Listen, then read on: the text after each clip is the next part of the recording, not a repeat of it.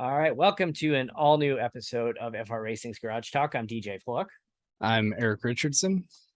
Erik, you are almost set up in your new studio there. Yeah, it's been a wild last couple weeks. That's why I've been absent with the birth of our first child, moving into a new house, trying to actually get internet. Who And knew that would be so difficult? and it turned into actually finding internet turned into a team effort between the two of us. Yeah, And the best I was finding was 18 megabytes a second. yeah, it's just like let's get some old DSL out there. And like iRacing and DSL is not gonna work. We gotta get this figured out. And I'm just there was a little bit of panic going on, like, holy crap, what if like we can't get him back online with a decent internet connection? And then the local small cable company in the area ended up coming through for you. So that Yeah, ultimately I worked was out. a little worried. Kept being told, well, we don't service that area. Is that I did move to a small town here in Michigan. It's not small, but I thought it was going to be okay, but apparently not. I, I take for granted sometimes it's easy to forget like the whole small town, and like you don't have a Home Depot every 5 minutes from you, and 20 grocery stores. It's like I live in a town of a city of 250,000 people. The one next to me has 210,000. The one north of me has like 180,000. ASU and Tempe is like 160, 170,000. So it's like there's a lot of people crammed into a relatively small area where I live. And then, you have what, like 1,200 people in your town? Maybe we have one working stoplight and railroad tracks, so I guess two working lights if you count It, that. is it like My Cousin Vinny, where the train comes by at like 4 a.m. and wakes the whole town up? Have you had that happen yet? No, I don't even hear it go by anymore because where we used to live when we were Oh growing yeah. up, Oh we have the yeah. train track, so I'm so used to it And still that, that yeah, and that it's train nothing. was, that track is actually in our hometown, has been out of service for years. It They is took, now gone. yeah. Oh, it's It's completely out. gone. Yeah. I haven't been to our hometown in going on 5 years now. Actually, it's a little over 5 years now. So I was just there, what, into June. it was fun though. As kids, you'd hear the train whistle off in the distance, and we'd hop on our bikes and ride to the back of the neighborhood just to watch the train come by. It's small town When I Indiana right there. remember picking up some of the railroad spikes as they worked their way out, and probably shouldn't do that, but they were laying there anyway. They Yeah, weren't. and you hear kids like, I'm not even gonna tell that story because that could be bad if you repeated that. But I didn't even start the timer today, but whatever. So you have missed a lot of the action on TV. Fortunately, you haven't missed much in Formula One. They've been off. They're Yeah, back they're this still off. weekend. I don't. I haven't seen a NASCAR race now, and I think Firekeepers was the last one I got to watch, and that was the Nashville IndyCar weekend. But the last two I have not seen. So yeah, I mean, when I was a kid, I hated the road courses. That was like the worst part of the schedule for me. And now it's like I look forward to them. Maybe because it's they're forcing this year with like Road America and Coda, and the last couple of years they've been more around that, which has been fairly controversial. But I really like Watkins Glen now, or the old Sears Point back in the day is what they called. It's called the Sonoma. Man, I had a brain cramp there for a second, but not a lot. It was just there was rain. What was interesting though, I want your take on this, is it was raining and these cars can drive in the rain, but where they were concerned was it was raining so hard that there was pooling on the track of water, and they were concerned about hydroplaning.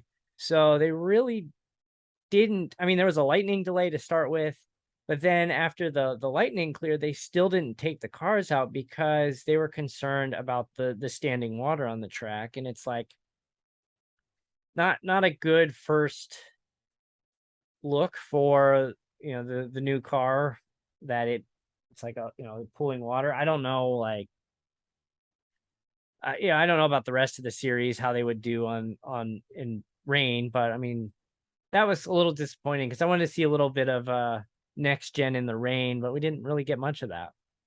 I would have liked to have seen the cars run with the windshield wipers.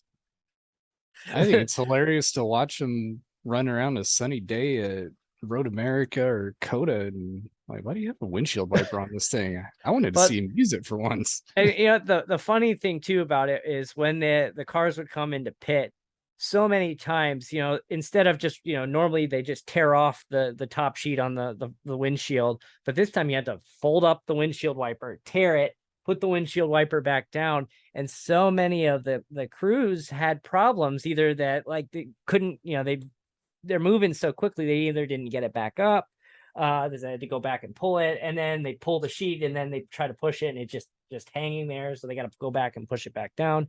It was interesting to say the least, but I'm hoping to see we're gonna a road course race where it's actually in the rain, but didn't get it, not really at least. Yeah, I want to see the Cup cars run in rain just once. They got the tires, they got the Yeah, I mean, cars. it's just Let's see it happen. so yeah, and I mean obviously driver safety is number one. I mean we've come a long way in that, and Yeah, again, as much as something might be exciting and entertaining, if it's going to put a driver's safety in the way, there's can't do, no point in running. can't do it. Absolutely not. So No matter how much you like a driver, hate a driver, you cannot jeopardize safety. absolutely. So moving on to IndyCar. Speaking of rain, IndyCar was outside of St. Louis at Worldwide Technology Raceway. Um, they got rain delayed actually. It was a 260 lap race, and with about a little under 50 to go, they had lightning in the area, heavy rains, and they shut it down. And they sat for about 2.5 hours before they got everything up again. And you know, Joseph Newgarden was the winner, but the big winner of the night was rookie David Malukas. Uh, you know, he just keeps getting better and better. And just again, we've talked about him before. He is such a great personality. Uh, he just made some very aggressive, I mean, you could almost say veteran like moves on some pretty skilled drivers, and worked himself up to second. And had he had another lap or two, he might have caught Newgarden. I mean, he was driving like a man possessed.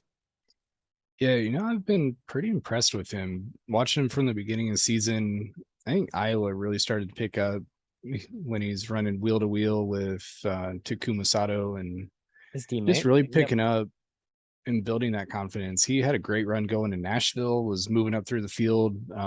He got unlucky there. I think he got caught up with Kirkwood, wasn't it? Yes. Yeah, the two Um, of them took each other but out. great run going there. So a couple things just haven't fallen his way, but really looking solid.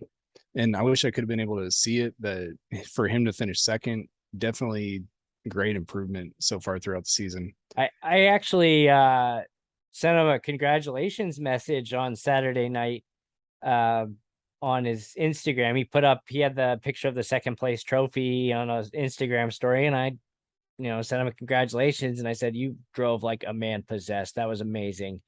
And this morning I woke up to a thank you from him. Like he replied back to me, which was really cool. So that was awesome to wake up to this morning. So Yeah, that's we're real cool. And we always fun to see the professionals interact with fans as well. yeah, absolutely. I mean, IndyCar, I think does a decent job. I think they could do a better job, at least outside. I mean, they do a great job at the track. I think they need to start doing a little bit more community outreach to grow the season, this series.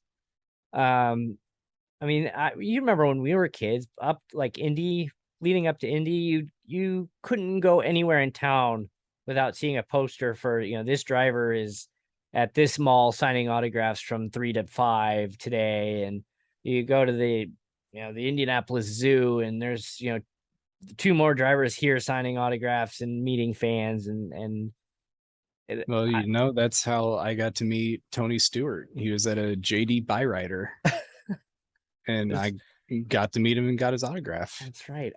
Completely forgot about that. I mean, he wasn't, you know, the legendary Hall of Famer Tony Stewart that he is today at that point, but still, I mean, he was an Indy League Racing League driver at that point. Yep. So that's really cool. My experience meeting drivers is pretty pretty limited. I honestly, I think the only like Cup Series driver I ever met was when we met Ricky Rudd in 2003, which I showed that picture a while ago. But I actually got to meet Kyle Petty also. I forget what the car lot was on east side of town. he would be fun to meet There was a or huge or line for interview. that. We're gonna put him on the short list of people to reach out to after the season. I think he'd be a lot of fun to talk to. And Kyle Petty, if you hear this, we'd love to have you on the show. And We did get within, 20 feet of him at Phoenix the one year. yeah, you can see us in the background on TV. We got Just a smiling there at picture. the camera. It's So you what got, him and DJ. yeah, you got Kyle Petty, the two of us in the background, and then Dale Jarrett. And it just Hey, we got on TV. That was it, our goal. it worked out that way. And yep, that was really cool. So Wednesday Night Dash will be back September 7th, but we're actually gonna flip it over now and do a special segment with two of our Wednesday Night Dash drivers, and Erik's going to make an announcement. So we're going to hop on over there. So here's our special segment. We're here with Mark Vicars and Hunter Hughes, two of our Wednesday Night Dash regulars. I'm going to throw it over to Erik because this was his project. So take it away, Erik. Yeah, so I think DJ, I was talking with you and maybe Hunter had been Hunter was asking or actually, yeah, Hunter was the said one who something actually about threw the Daytona segment. 24 hours, and we're like, you know what? Why not? Let's go for it. Let's see if we can put a team together and have some fun. So we're getting ready to go off tomorrow here to Mid Ohio, where you've picked the new Mercedes AMG GT3 to do a 3 hour race. The three of us are jumping in just to kind of start figuring out how this endurance thing actually works. And the 3 hour, the three means not me. So I will be behind. I'll be behind the stream. I'll be getting up. It starts at 5 a.m. Eastern, so it'll be 2 a.m. my time when this starts. So I'll be firing up the stream. You'll hear my commentary. I'll be running the race control. You'll be, if you're up in the middle of the night, please come join us. I'll chat with you. If not, the replay will be available. So we're looking forward to this. So Hunter, what even prompted you to inquire about doing the endurance racing? Well, I had so this year I had watched the real life Rolex 24. I had watched about 6 hours of it just throughout the night.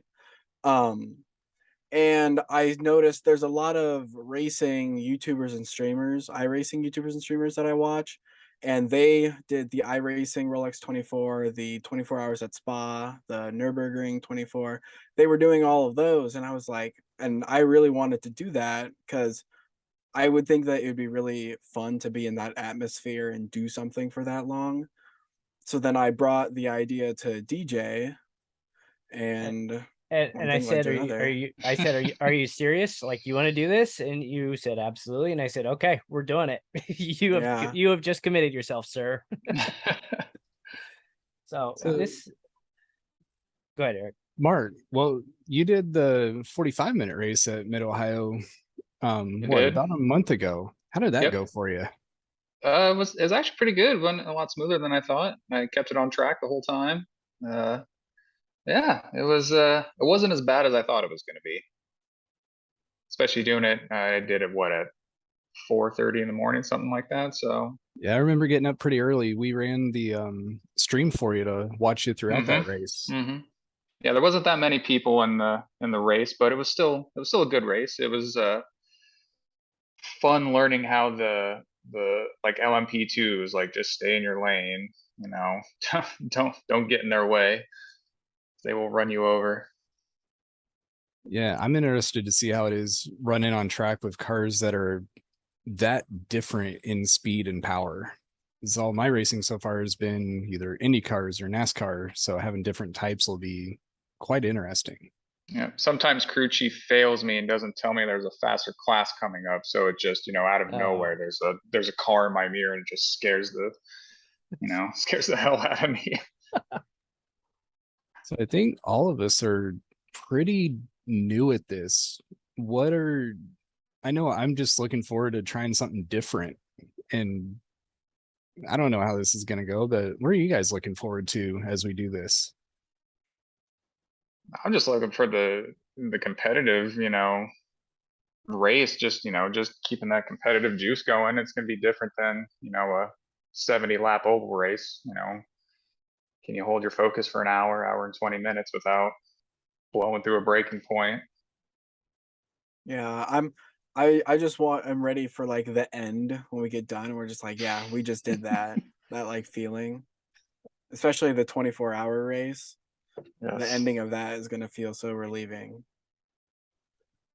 And for the obviously for the 24-hour race, the team will be a little bit bigger for that. But for this pilot event, we're gonna see how the three of you do. So that'll it's gonna be a good experiment. It's going to Yeah, be we're fun. I'm gonna excited. try to learn some things here tomorrow and see what we can take. We're maybe looking at doing the same race, but at Road Atlanta next week.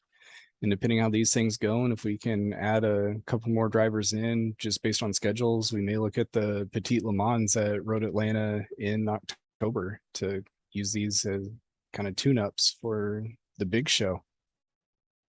Mhm.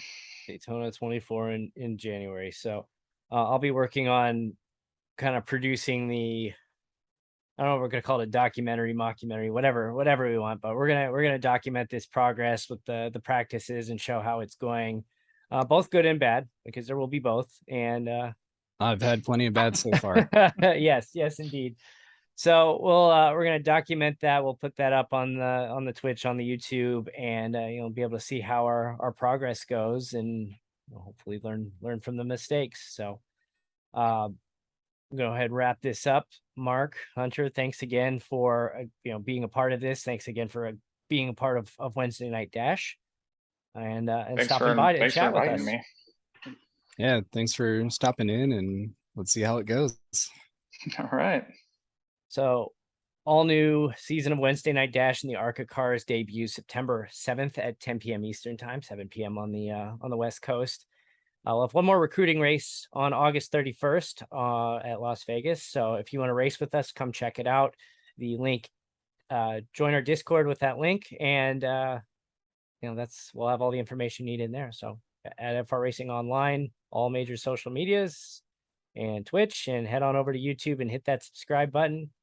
Thanks for watching, and we'll see you again next week. We'll see y'all later.